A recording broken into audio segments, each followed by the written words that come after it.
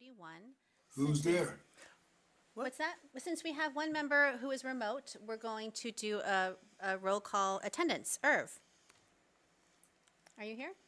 Oh, you're muted. Oh, again, No, I heard him. I just heard him. So Yeah. just gotta unmute, Irv. What's wrong? We're all tired. You all are muted. We can't hear you. Okay. We're muted. Oh, it's us. It's Okay, great. Now, hopefully, thank you, Shannon. Yes. Thanks. Yes, now we can hear. Irv, can you hear us? We're doing roll call attendance. He's muted, yeah, but he should be able to hear us. That's why I was asking. All right, well, Deb, are you here? Present. Jennifer is here. Sarah Yes. and Bridget. Yes. Irv, can you hear us? If someone could keep an eye and let me know if you see him, that would be great. Okay. Okay, so we're going to start with public comment. So if any member of the public would like to make a comment, you can please come up to the microphone, and you have 3 minutes. Okay. All right. Hi, my name is Richard Kellerhalls, District 5. I have 2 kids at Crocker now, and again, this isn't something I'm not on any listserv or anything like that. This is a rumor I heard about Comandantes going to Crocker and Crocker being consolidated into Fort River. And I would like my kids to stay at Crocker, and I would like to go on the record to full stop. And I would like better communication from this committee. I've been a journalist for over 20 years, and looking at the agendas on the board docs, there's no minutes. I mean, there's hardly any minutes from any of these meetings. I'm really frustrated with the communication from this committee. And it just seems like it comes down to the end with the school budget stuff. We pay such high property taxes, and we're hearing about teachers getting cut. It's completely unfair. I mean, our town seal has books on it. Our identity is in academia, and you want to cut teachers, gutting the core identity of this town.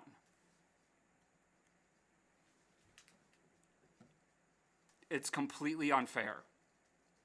And there's zero discussion from this committee outreach to your constituents.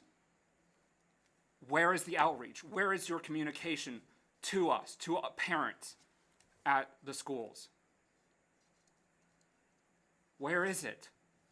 Where are the phone calls? Where are meetings? Where's a coffee?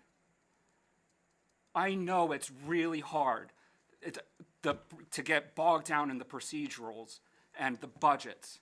I understand the legalese. It's really hard to deal with the mess of it. But the most important thing to do is to hear from us.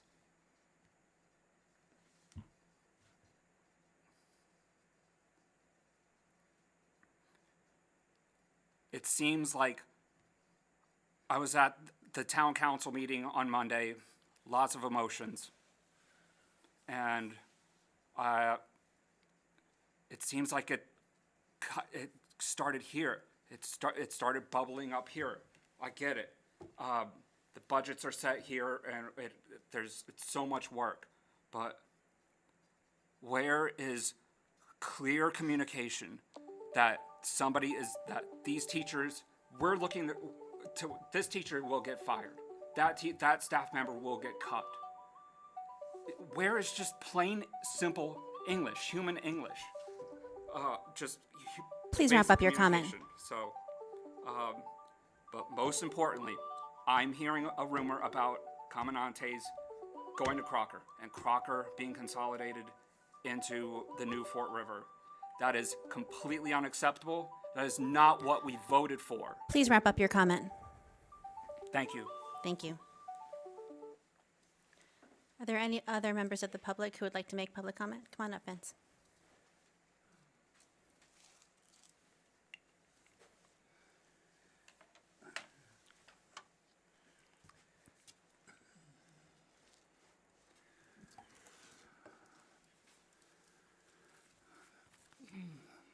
So again, Vincent O'Connor, 175 Summer Street, Apartment 12. And I just,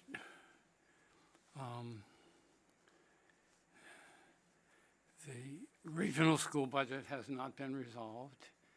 And I think when that happens, the elementary committee will unfortunately find that process was a cakewalk compared to getting a reasonable elementary school budget out of the council. And I think it's important, the most important thing to communicate to the council, and I hope parents will try to do their part in doing it, is the most important asset in this town is not the university or their football stadium or a potential new library or fire station or public works facility. It's the children who live here.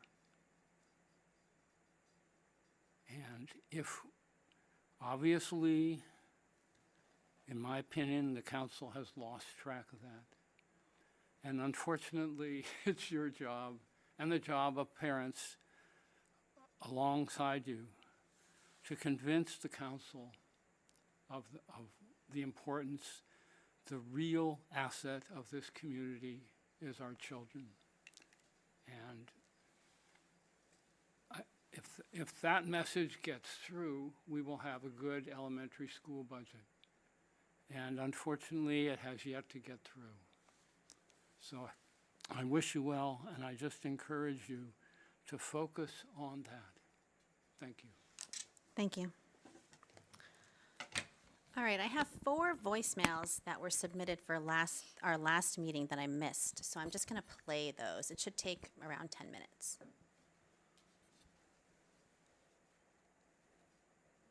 Hello, this is Mariana Ivanova. I'm the parent of a 5th grader at Fort River, and I also have another child, a son in the middle school. And I'm calling to communicate my disappointment at the district's lack of transparency and lack of action in dealing with an assault that was racially motivated in the beginning of February, and bullying and intimidation. We moved to the area about 5 years ago, and we have been very, very pleased with our teachers and the staff in the school committee, in the school district, and with the school committee's work. And we are really appalled by what has happened, and read also in the school district bylaws that such a situation of bullying on the premises of the school had to be addressed actually immediately. It should not have taken the superintendent 1 month to address the situation. I also have to express my concern that I have emailed at least 5 times to the superintendent. I have CC'd other officials and other administrators in the school system, and she has only twice responded, but it really took a month to issue a statement and trespass order. We would like to have a trespass order for the violators for all the schools.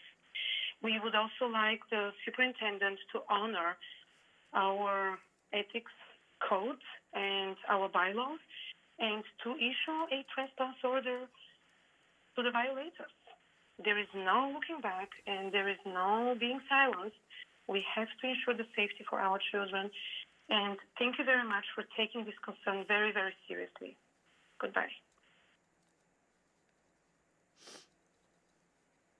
Hi, my name is Jenny Berggren, and I'm a parent of 2 children, including a 5th grader at Fort River. and I am calling to communicate my deep dismay and disappointment at the district's lack of transparency and lack of action in dealing with bullying, harassment, and intimidation. My family moved to Amherst 2.5 years ago, and we intentionally chose this town to raise our kids in because we value education and diversity, and we were hopeful that we would find a supportive community in ARPS. And just in the couple of years that we've been here, our older child had to deal with the bullying, harassment, and intimidation perpetrated by students and staff at the middle school, and the distinct lack of leadership in dealing with that extremely serious situation until severe damage had already been done. And this year, we're faced with another situation of bullying, harassment, and intimidation perpetrated by parents at our younger child's school, Fort River. Once again, we've witnessed the lack of action and lack of transparency from district leadership, and it's unacceptable that this situation became so serious that a parent had to press criminal charges before the district even let families know that there was anything going on. We would love to feel some confidence that the district cares enough about its students, teachers, and families to appropriately and professionally deal with difficult issues when they come up. But across 2 district administrations in the past 2 years, we feel like we're still waiting. The situation at Fort River has harmed and continues to harm the entire school community. From Palestinian American families who have been subjected to racist targeting and harassment going back to the previous school year with no action taken, to an entire class of 5th graders who has had substitute teachers for weeks on end because their teacher has been too harassed, too intimidated, and unsupported to come to work, to parent volunteers in the PGO being harassed and threatened online and in person, to the entire school now suddenly being without a principal because of both harassment and lack of support from the district. The fact that one family with an agenda can cause so much trouble in a school speaks to the distinct lack of action by the district. ARPS already has policies in place to deal with threats and a responsiveness initiative that's supposed to cultivate a culture of trust in the school community. So why haven't these policies been followed? Why instead was this situation allowed to continue to get more and more serious, a parent assaulted inside the school, criminal charges pressed, before even the most basic of information was shared with the school community? Even today, I still don't understand what, if any, actions will be taken to ensure that a teacher can feel comfortable in the classroom and parent volunteers can feel safe and families across the district can feel confident that the administration actually does believe that our children's safety is their highest priority. I'm not going to pretend that these serious issues aren't difficult for an administration to deal with, but I do expect administrators and the superintendent to be extremely skilled in conflict resolution because that's an enormous part of the job. You know, families are looking for stability and support, and instead we feel like we're being dragged through endless upheaval and changes, and we always seem to be the last to know. Thank you for your time.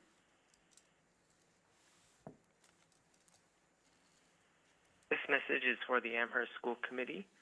As a parent of Fort River students, I am alarmed by the incident that took place in early February in which 2 parents physically cornered and verbally attacked another parent who was trying to leave the building.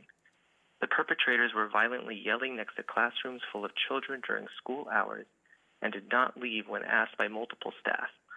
I am concerned not only for the safety of fellow parents, but the teachers, staff, and students at Fort River.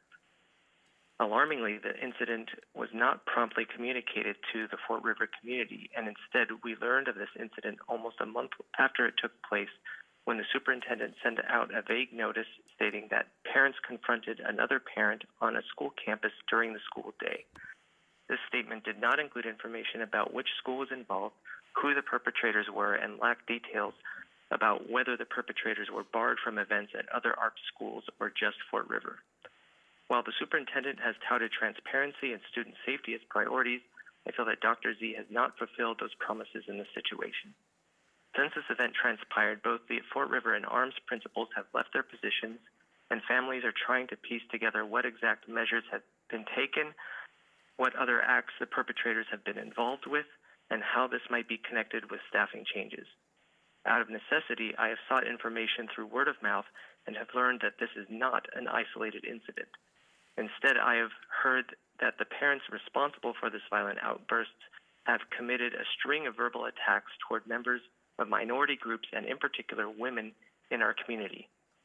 While we appreciate that the superintendent has a taxing job and is new to the community, We hope she can clearly demonstrate her leadership by standing firmly against these egregious acts, use the full power of her office and its legal counsel to support and protect our children, teachers, and staff from repeated hateful acts committed by these individuals and any, God forbid, future perpetrators.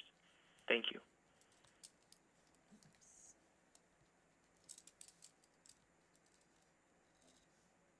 Hi, my name is Vivian, and I'm a concerned resident in the Amherst community. I'm calling to voice my opposition to the proposed elementary and regional school budgets and ask you to reject these budgets and demand that the town council level fund our schools.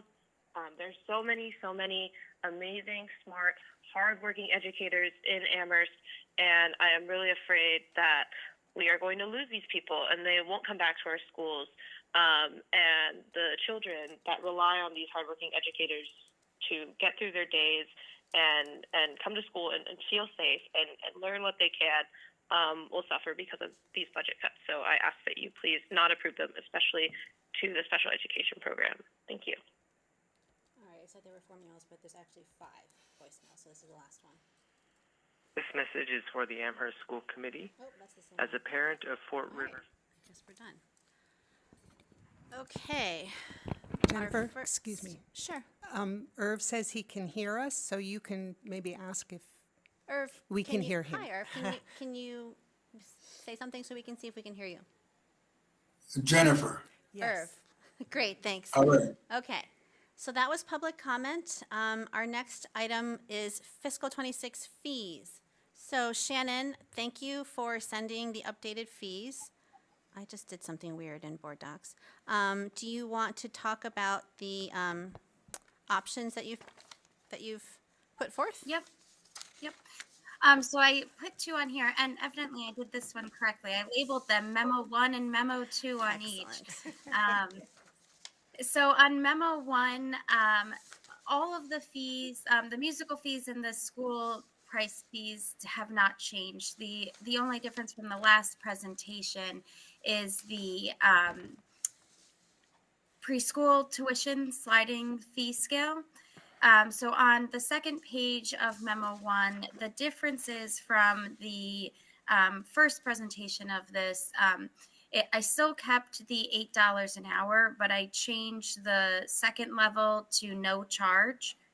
So the first and second level are no charge.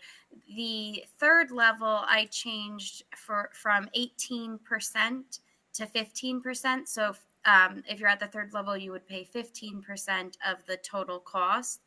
And I changed the second to last top tier one to 100% of the fee. So the last 2 would pay 100%. And so that was one way that I approached this. On the second one, the second memo number 2, I kept the same changes that I mentioned on the previous one, but I changed the top 2 tiers to $9 an hour instead of $8 to increase those. I know in our last meeting you had said that the top tier should be more and the bottom tier should be less.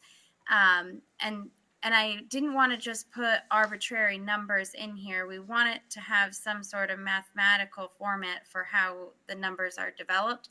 So all the way on the left-hand side of the second memo 2 for the fees, you could see the hourly rate.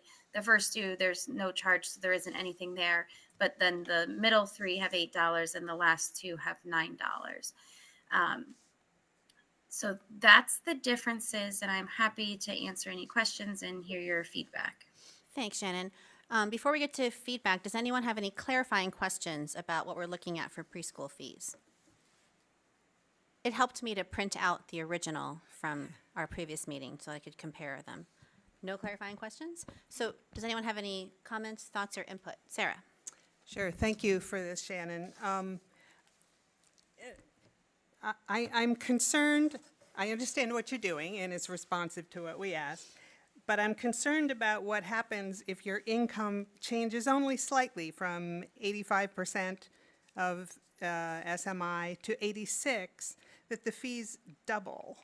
And that's just huge, moving, into this second highest tier from the third highest. So I wonder if there's that second highest tier could be pegged at halfway between the tier before and the tier after, just so the change is not so abrupt. And that's essentially, it happens in both alternatives, 1 and 2. So I think I would suggest splitting the difference from the 85% to the 86 to 100%. So it was originally 75%, which I could put that back. I don't know if it's possible if one of these is voted tonight, if we could say amended for that second top tier to be at 75%, if that's possible. I think we could, yeah. Could you, Shannon, could you quickly, for both options 1 or 2, let us know just, what if you were to change the second to last tier to 75%, what those 3 figures would be for 24, 14, and 10. If you could just take a minute to do that. Yep. I'll wait. We'll wait because the questions will probably be for you.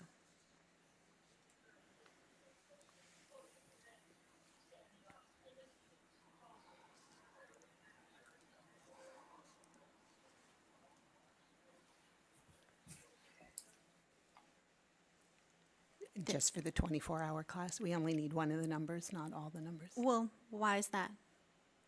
Well, Wouldn't we want to see them all? okay, I didn't know how many calculations she's I would imagine she has a spreadsheet. doing them all right now. But Okay. thank you, Sarah, for that question. I think that's a really good point. Like, you get a raise at your job or whatever, and you go up to the next, you bump up to the next tier, and then your preschool fees would double. We're just going to pause for a second while Shannon does some calculating. Do you want to? I just Deb? have a question about that. I mean, Well, is it a question for Shannon? no, it's, well, sort of. Let's wait Yeah, because yeah. I want to make sure she can hear it. Yeah. I can hear. You can hear and do spreadsheet at the same time? Yeah, I was trying to. All right, go ahead, Deb. Well, is the concern that your income changes category from year to year or within the space of a year?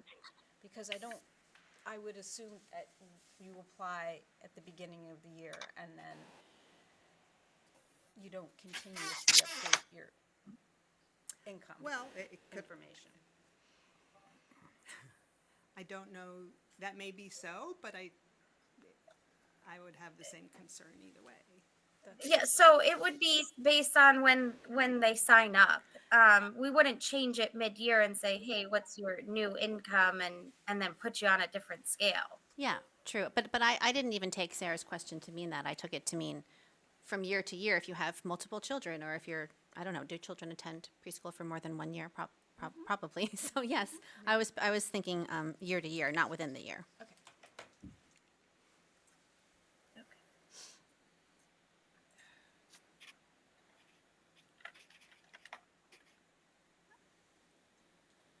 I just want to take the time to get these figures now because it may end up being something that we end up voting. Sorry, I was just doing it in my Excel sheet. No, so that no I worries. can do it. Irv, do you want to ask your question? I was just thinking in terms of Shannon putting this together in terms of these kinds of charts nationwide. And we're looking at income levels and trying to match income levels to ability to pay. That one of the anomalies in it is that you could have a very small increase in income, but a very large increase in what you pay.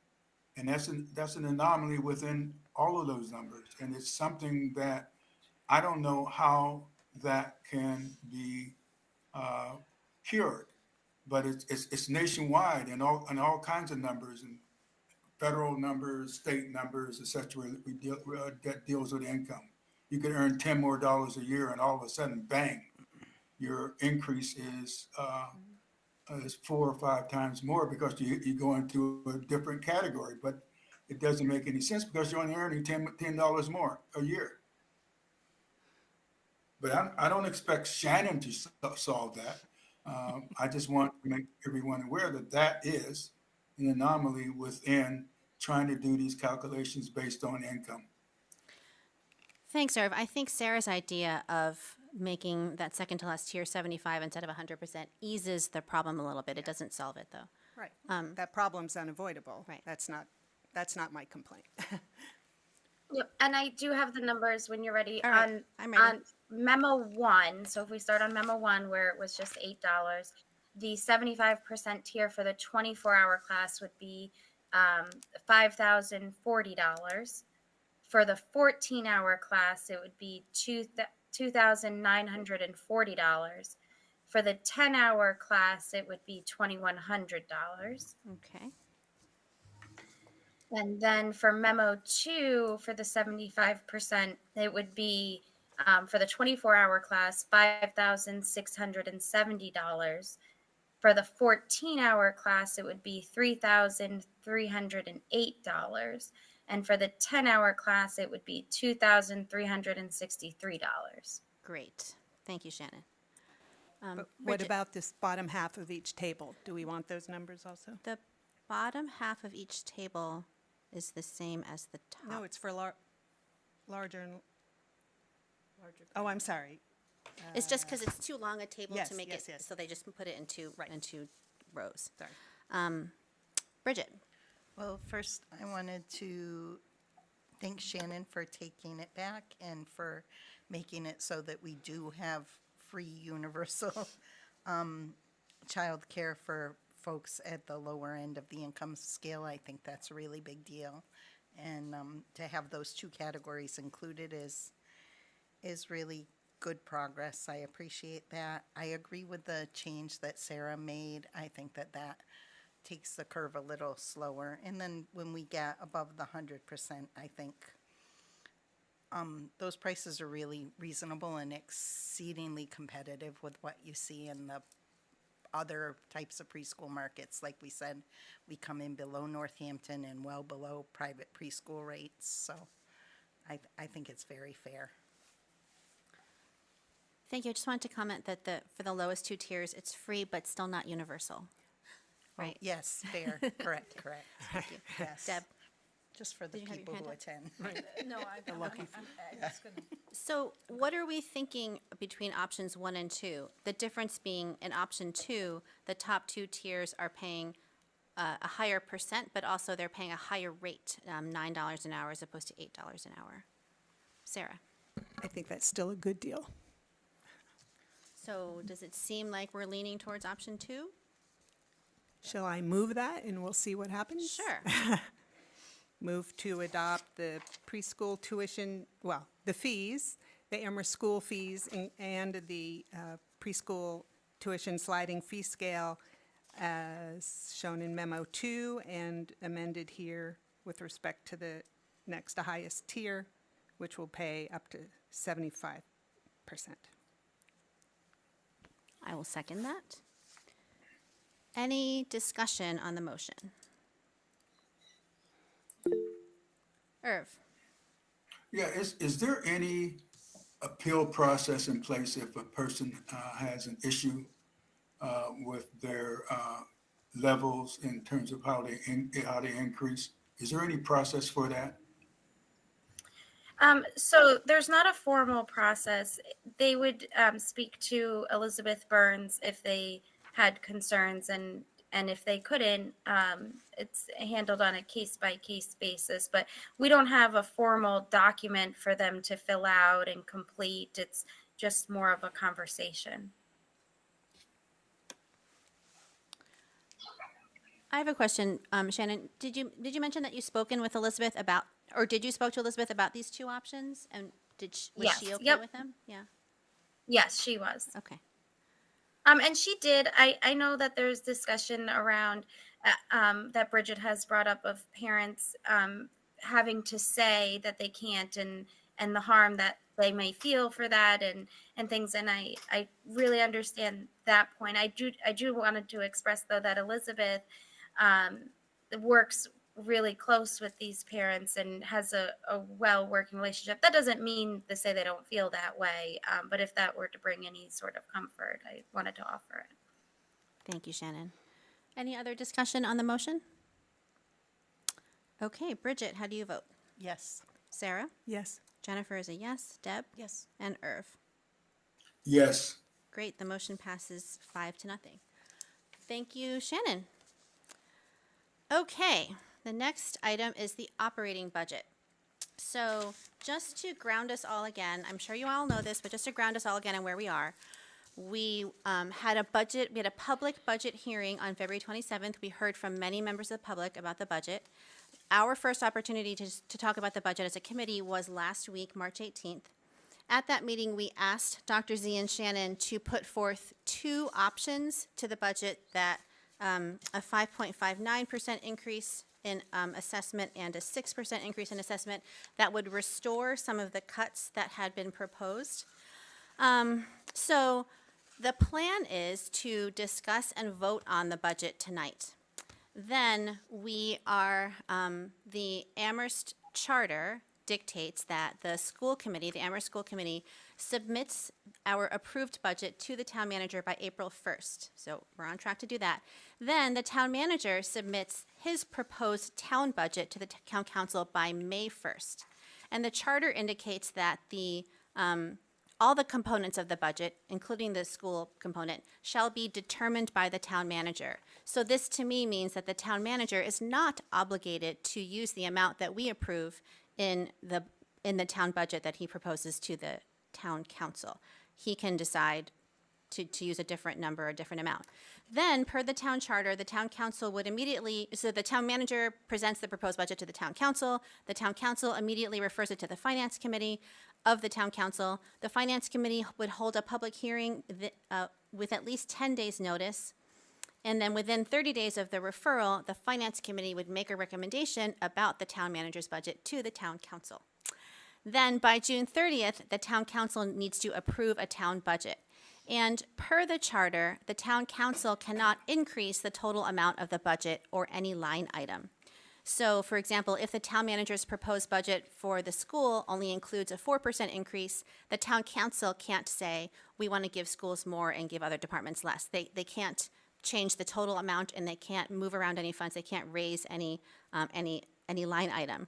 The town council can vote down the town manager's proposed budget, and if that happens, the town manager would, my understanding is, I don't think it's ever happened before, the town manager would need to resubmit a budget, either the same one or a different one, and attempt to get it passed again, and that would continue until a budget is approved. Sorry, Vince, we're not taking any questions tonight. So what we're going to do tonight is discuss the two options and see if we can come to a vote. Shannon, do you want to present the options to us? Yes. So the first one, option one, is a 5.59% budget increase. So I wanted to show you just a quick overview of the current budget, and if it was a 5.59% increase, what does that deficit mean? And it's a 997,000 reduction. So I just thought it was important to see that as a whole. On the second page, what positions would be restored? And so this would be from our initial presentation when it was only a 3.5% increase from the town. We know we're getting at least a 4% increase. And if we got a 5.59% increase, these positions here is what would be restored, which is mostly all of the student-facing positions. On the next page, I wanted you to have a clear picture of what these reductions would be at the 5.59% increase. And the budget adjustments at the top of this are not positions that are going away, but we're funding from another source. Then we had two additions to this. So instead of restoring the Crocker Farm kindergarten teacher, we would like to keep that teacher at Wildwood for a 5th grade class. So it ends up being a wash right here in the budget, but that's how it's presented.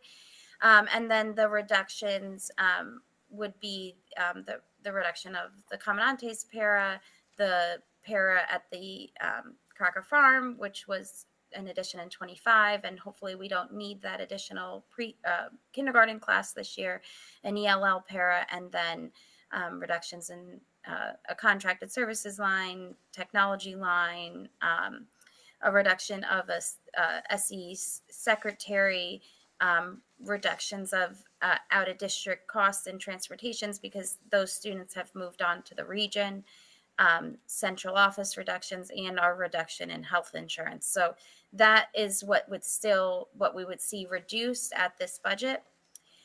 On the next page is option 2, which is a 6% increase, and that would require a reduction of $887,000.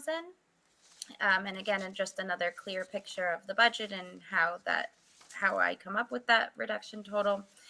The next page is again the positions that would be returned, which adds in the Covenantes para, the ELL para, and a portion of this has yet to be officially determined.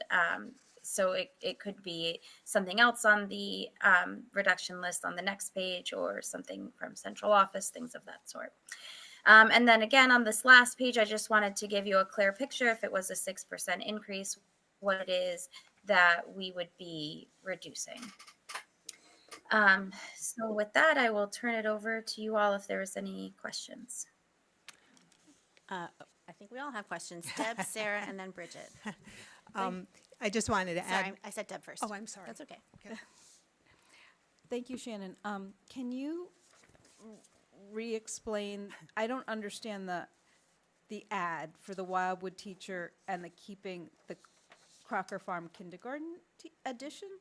I don't see how those two pieces come together. Could you just run that again? Yeah, so the reduction of the Crocker Farm teacher, that was an extra kindergarten class that we added this year. So what we would like to do, well, not like to do, but if we don't need that class, because how we figure out registration and where students are, and if that's not needed, we're reducing that and instead adding back the fifth grade teacher at Wildwood instead. So on the restored positions, you'll see the addition of the fifth grade teacher. So that was not a position that was originally being cut. That was something that we wanted to add after. So I just wanted to make sure that when I presented the reductions, if there were additions, that it was very clear that that was not something that we originally were reducing and now we're restoring, that was in fact an add. So that's why it appears this way.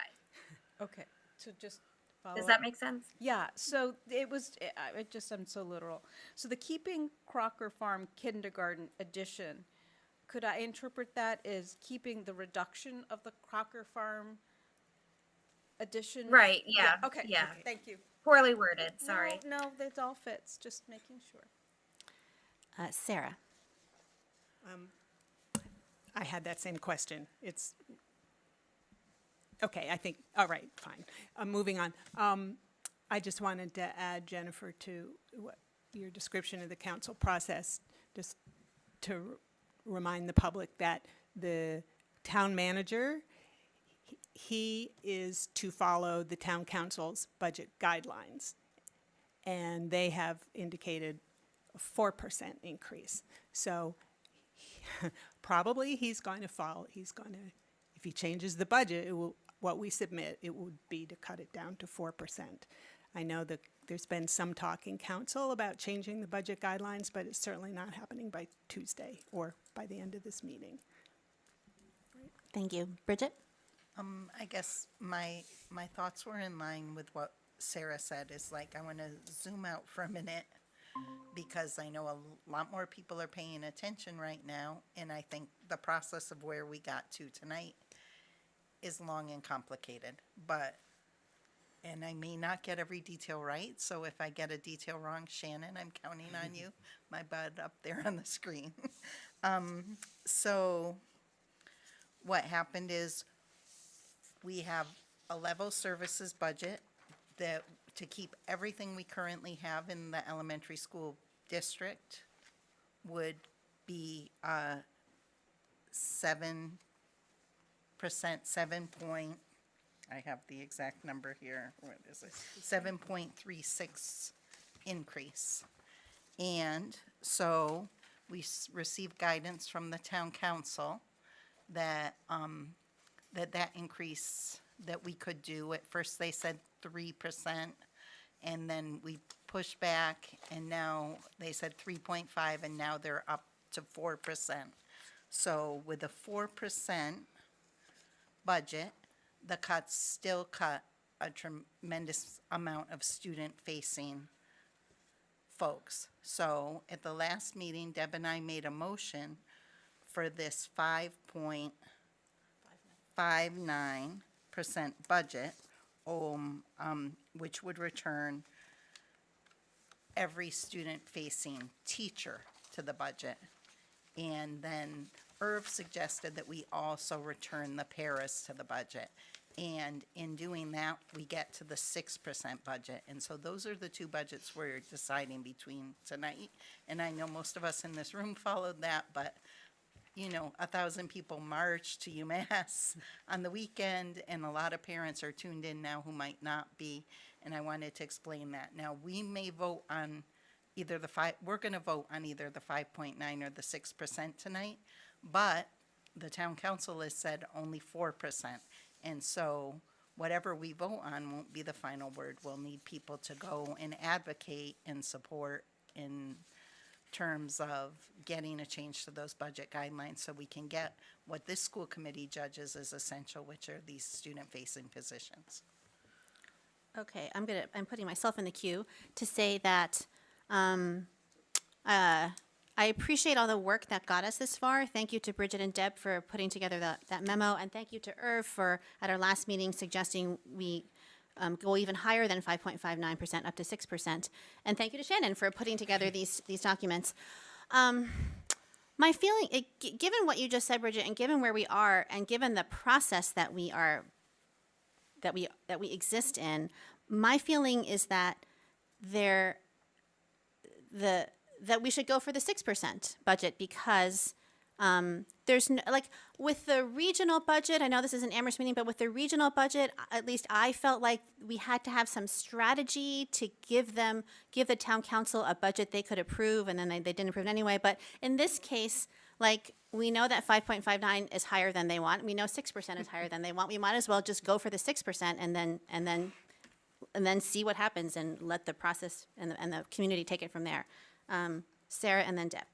Yeah, I had also meant to add that to the whole process that you laid out at the beginning, that the town council cannot increase the budget, as you said, but it can do what it did last year for the regional school, which is make an appropriation outside the budget, basically make another gift.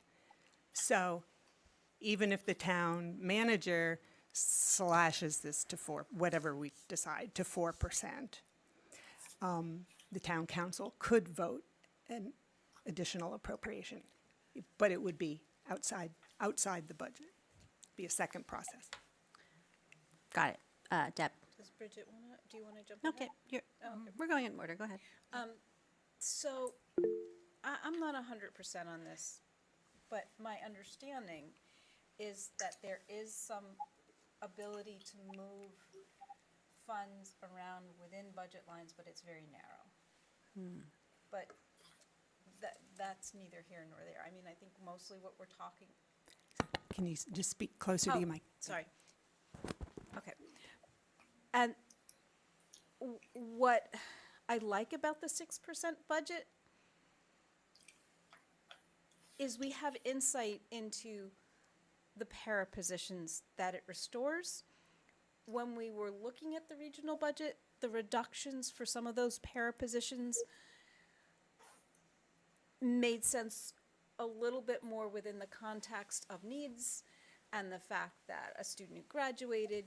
So there was just more insight into what, at the kind of building level, those reductions look like and how they could be accommodated. And we didn't get that kind of information when we went through the whole hearing with the principals and everybody. So my feeling about this is these reductions, and in particular the classroom paras in Comanantes and the ELL, no, I'm confusing the two, that the paras really are more relevant to the the reductions that we're restoring are more essential to the operations of the programs that we're looking at. So that's what I like about the 6% budget. Great. Bridget and then Irv. Bridget. So I was just originally going to comment on what Sarah said, which is we sat until midnight Monday night at a town council meeting where some of the counselors did say a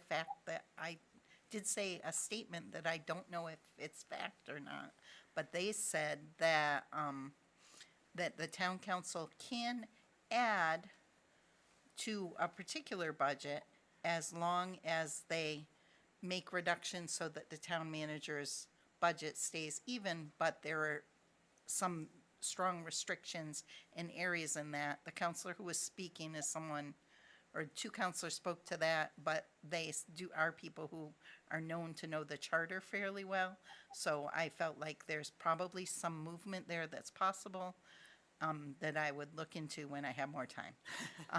And so then on the bigger point, although Deb and I made the 5.59 suggestion because it's a halfway point between what the town council guidelines are saying and not, and we felt like it was better to put forward that we want to restore the teaching positions first. I also would vote for the 6% budget because I think every adult who has a defined purpose to work directly with the children in the schools is very much needed, and we're hearing from our teachers and building administrators that they feel short-staffed, not overstaffed, and so I support that budget. Thank you. Irv? I mean, I support the 6% because I recommended it. But if the town manager saw fit to do the lower amount, I wouldn't be crushed by it.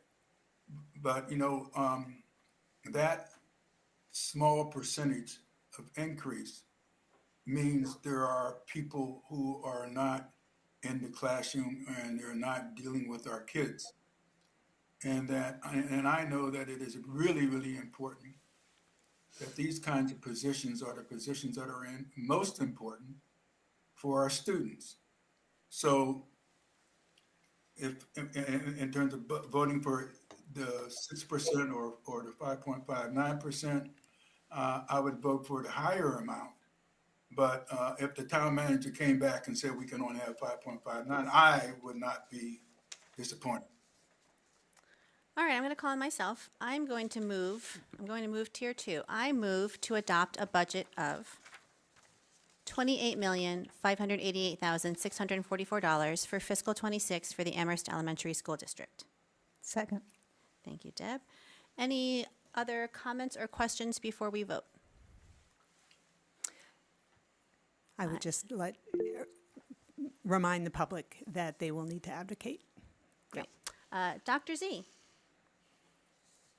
Good evening. I do apologize to everyone because I still do not feel well. But I would like to say that I am in favor of the 6% and allowing the town council to make whatever adjustments that they need to in a one-time payment so that our schools can be adequately staffed. So thank you to the committee for considering that. Thank you, Dr. Z. Any other comments before we vote? All right. Irv, how do you vote? Yes. Deb? Yes. Jennifer's yes. Sarah? Yes. And Bridget? Yes. Thank you. That passed unanimously. All right. All right, moving on to the next agenda item, which is future agenda planning. Anyone have any thoughts about future agenda items? Deb? Update on Fort River and the bullying incident, as well as any additional work that has been done around communication and restoration. Okay, Dr. Z, I'll call on you in 1 second. Sarah? I would say on the same point, I would be interested to, I mean, we have a policy, but what happens in the buildings is the result of training on processes. So I would be interested to hear how building administrators are trained, or what guidance they're given, and or authority they feel they have to deal promptly with any such aggression. Okay, thank you. Dr. Z, did you want to make a comment? I did. One, there is a report that I am preparing for, that I prepared for the school committee, but I need to run it through legal counsel because anything that's passed to our emails is public records. So once I get it back from legal counsel, I'll be forwarding it over to you in regards to the role of the central office and the Fort River incident. I would like to also ask that we consider reviewing the promotion as well as caregiver conduct and public conduct at public conduct in our school committee for future agenda items. You said promotion, meaning promotion of students? Yes. Okay, is that a new policy, or you mean review our existing policy? To review our existing policy around communication for academic progress for elementary students, and then two, we don't really have a clear promotional policy. Okay. So just talking about things that we've been discussing in terms of supports and interventions that teaching and learning has been working with when we move students forward. Great, and you also said the caregiver code of conduct, which you're working on, the caregiver code of conduct policy or process? Right. Great, and then. Yes. Okay.